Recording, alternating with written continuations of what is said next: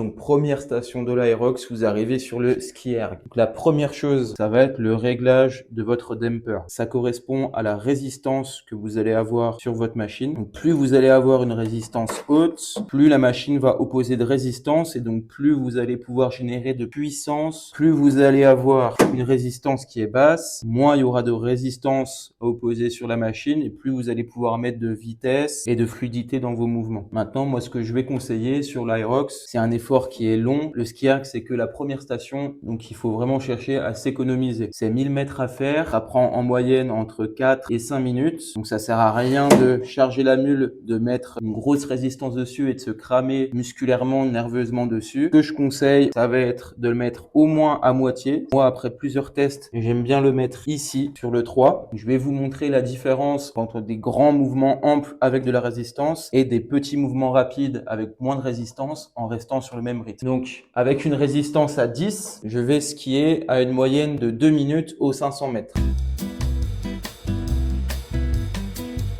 Ça me demande beaucoup d'énergie, ça me demande un gros effort musculaire d'aller chercher bien en bas. Alors que si je fais le mouvement en étant sur une résistance plus basse, au même rythme à 2 minutes aux 500 mètres,